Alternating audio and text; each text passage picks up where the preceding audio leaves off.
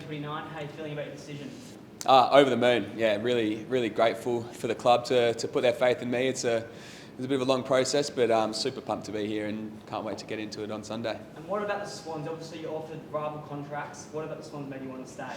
I've always been, brought up and loyalty has been a big thing in my family. I was drafted here when I was 18. They picked me up out of home and made me feel like family straight away. It's a club full of great people. It's a successful team and a bunch of people from the top to the bottom. So it was an easy decision in the end. You talk about loyalty being. Was there a reason why you stayed for 5 years rather than like a 2 or 3 like other contracts we've seen this year?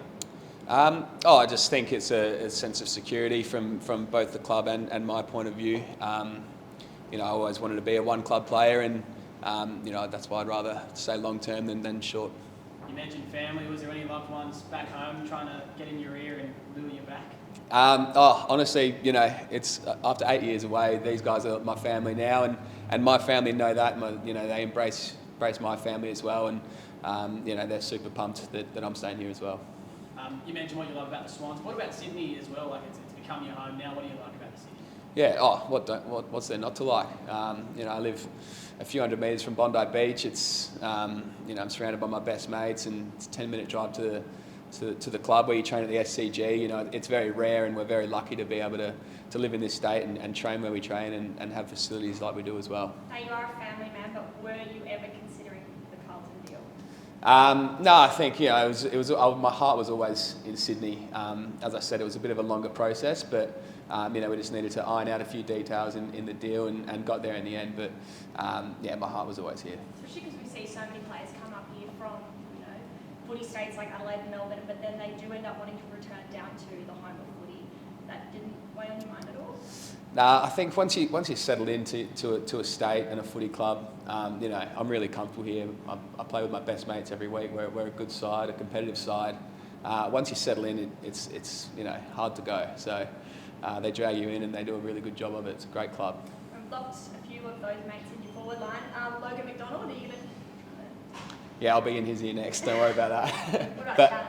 Yeah, likewise. They're both really important players. They're a big part of what we're doing here, and I'm sure the club's doing everything they can to keep them too. How's your interactions with those players, and do you feel like that's kind of translating onto the pitch this season? It's business as usual for us.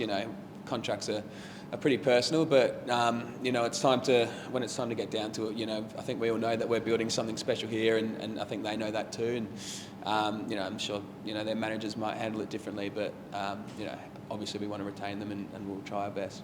The negotiations didn't seem to affect your form on the field, but now that it has been settled, do you feel that your mind is clear and you can even step up to an even better level? Yeah, I hope so. It's always a bit different, when there's a bit of media attention around you and your contract, but I think it's the same with everyone. I won't speak on behalf of other players, but when you step over the white line, you're just sort of playing footy and you're not worried about nothing else sort of matters, and the other stuff just comes. It's part of the industry. So, speaking of like mid-season footy, you still got about 10 or so matches until you reach finals. What's kind of the main motivation for you kind of going into these final 10 or so rounds? Yeah, I think it's the fact that we can, we think we can still get better.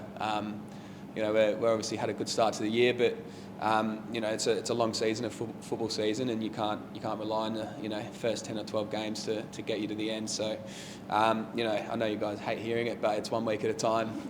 Our focus is straight on to Geelong this Sunday. Do you feel like your contract extension will kind of help you just security wise, kind of help you just be that extra bit better this week?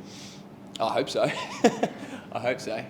But yeah, I tried to not let it affect me too much. I just sort of said to my manager, call me if it's urgent, but I was always committed to playing my best footy for the footy club. You're versing Geelong this weekend. What do you make of them? Obviously, they're playing some pretty good footy.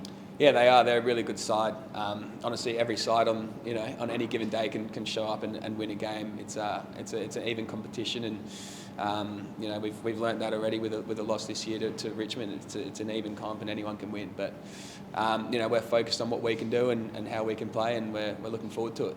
Geelong sometimes, I would imagine, a controversial word given the 2022 final. Has that been brought up this week?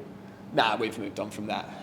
It was a while ago now, and you know, we're a bit more mature and developed, but you know, they're a good side. They've been a good side for, you know, since I've been in the league. So no team's treated lightly. We go out there and we do.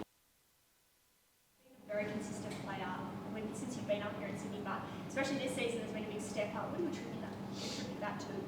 I think it's honestly the selflessness of the team. We all sort of rotate roles. I've sort of played a bit higher in the past, and you know, I found myself a little bit deeper at times this year, but also getting up, and it's just rotating the roles in the forward line. And yeah, I honestly put that down to everyone, you know, taking their turn. You know, Paps goes up there, Logan goes up there, Joel goes up there. We all sort of get through there, and Foxy was really good early too, and same with, you know, Wixie. Hope I haven't missed anyone.